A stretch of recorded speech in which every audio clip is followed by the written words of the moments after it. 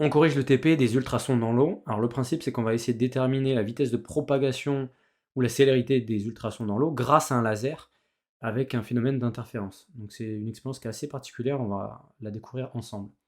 On nous fait un petit rappel sur ce qu'est un réseau. Un réseau, c'est un enchaînement de fentes parallèles les unes aux autres, séparées d'une distance qui est constante, qu'on appelle le pas, qui s'exprime en mètres. Donc ici, le pas est noté avec la lettre A. Lorsqu'on envoie un faisceau laser sur un réseau, il se forme une figure d'interférence et on va pouvoir déterminer l'interfrange. Donc c'est la distance entre deux franges brillantes consécutives.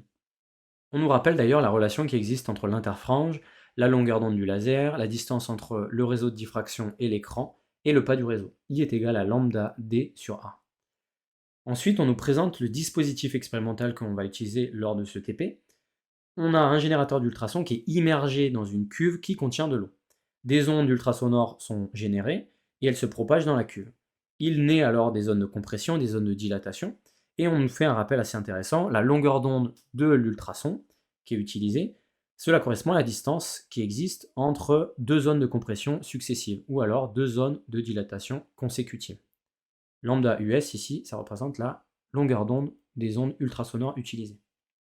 On nous précise que si un faisceau laser est dirigé perpendiculairement au plus grand côté de la cuve, cette configuration spatiale elle va nous permettre de recréer un sorte de réseau interférentiel, et les zones de compression et de dilatation, elles vont se comporter finalement comme un réseau de diffraction.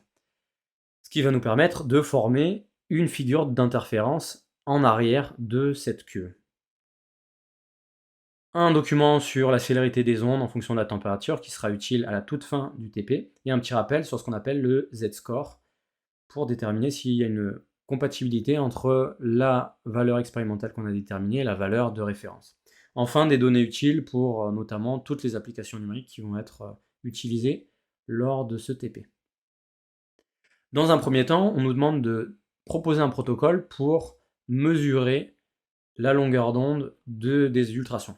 Donc pour ce faire, on va placer le laser perpendiculairement au grand côté de la cuve où se propagent les ultrasons, donc pour former ensuite une figure d'interférence. Et on va placer un écran, et on va devoir faire deux mesures. Première mesure, déterminer la distance entre la cuve et l'écran, qu'on va noter grand D, et enfin mesurer des interfranges pour déterminer I. Une fois qu'on a fait ces mesures, on va pouvoir utiliser la formule qui était présentée dans l'énoncé, isoler A, et A en fait, on sait que c'est le pas du réseau de diffraction, et dans notre cas, c'est aussi la distance qui sépare deux zones de compression successives. Autrement dit, c'est la longueur d'onde des ultrasons. Donc si on détermine A, on détermine lambda US. Ensuite, il faut déterminer quelles sont les grandeurs à mesurer, on l'a déjà dit, donc D, la distance entre la cuve et l'écran, et il faut déterminer aussi I, l'interfrange de la figure d'interférence. Une fois qu'on a réalisé ces expériences, on va pouvoir faire les calculs, et en fait on a une petite contrainte, il faut absolument que grand D soit supérieur à 2,5 mètres.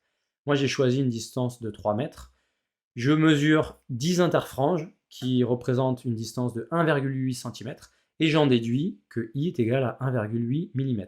1,8 cm divisé par 10, ça fait 1,8 mm. Ensuite, je peux calculer A.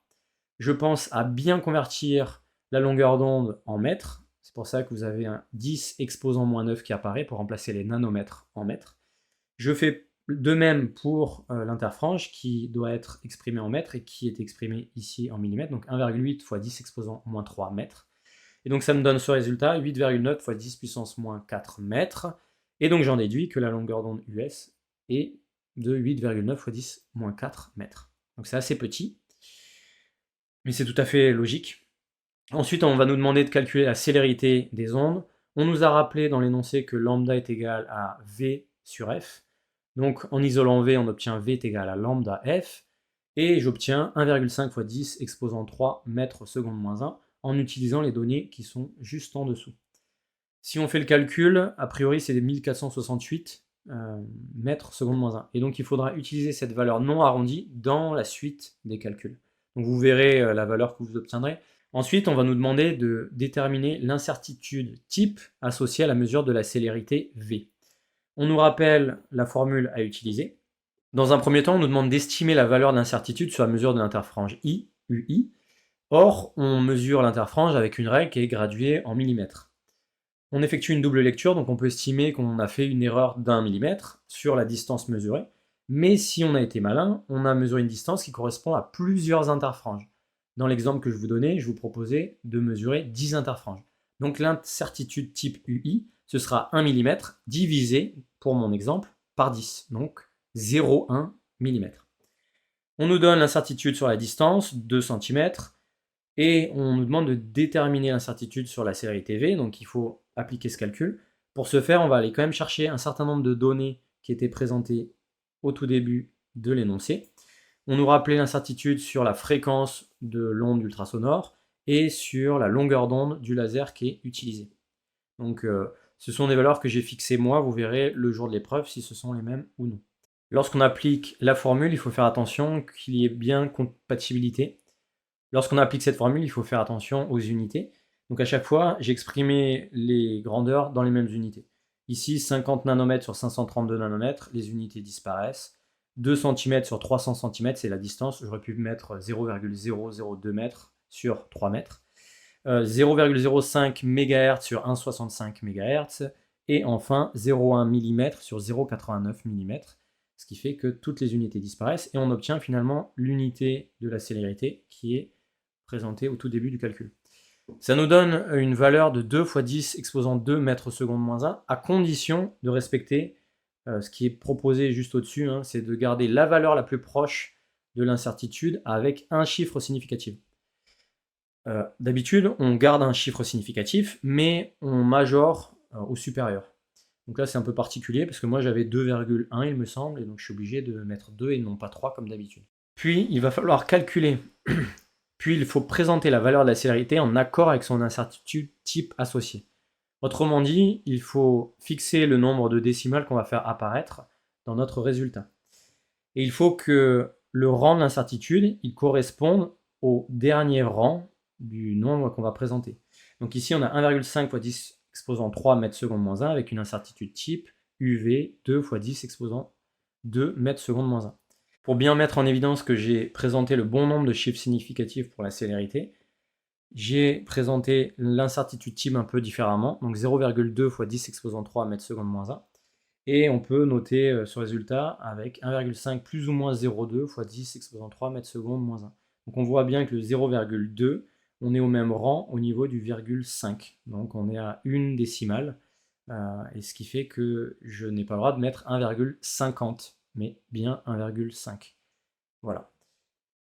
Ensuite, on nous demande de vérifier que la valeur expérimentale est en accord avec la valeur de référence, qu'elles sont bien compatibles. Moi, en faisant mes calculs, j'obtiens une valeur qui est très très inférieure à 2. Alors vous verrez, ce sera sûrement différent. Et donc, j'en conclus que c'est compatible. Si vous avez une valeur qui est supérieure, vous tirerez une conclusion inverse. À la fin, on nous demande de proposer les deux sources d'erreurs prépondérantes lors de la détermination de la célérité V. Moi, j'avais une incertitude sur la mesure d'interfrange qui était la plus importante. Et en fait, pour répondre correctement à cette question, normalement, ce qu'il faut faire, c'est simplement calculer chacun des quotients que vous avez dans votre formule ici présentée. Et les valeurs les plus élevées, ça correspond aux erreurs qui sont les plus importantes, qui ont le plus d'impact au niveau de notre incertitude sur la célérité au final.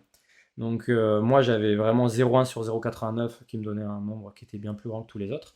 Et donc vous verrez, vous, pour vos calculs. Je dis ça car je ne sais pas quelles seront les incertitudes qui seront imposées dans votre énoncé. 50 nanomètres, c'est ce que j'ai proposé parce que dans la littérature, bien souvent, on dit qu'on met quasiment 10% d'incertitude sur la longueur d'onde d'un laser. Mais peut-être qu'on vous donnera une valeur bien inférieure. À mon avis, ça devrait être mesure de l'interfrange et mesure de la distance écran-cuve qui devraient être les deux sources d'erreurs prépondérantes. Mais vous verrez si c'est le cas. Voilà, le TP est fini, on range la paillasse et puis on a fini et on est très content parce que ça s'est super bien passé. Allez, à la prochaine!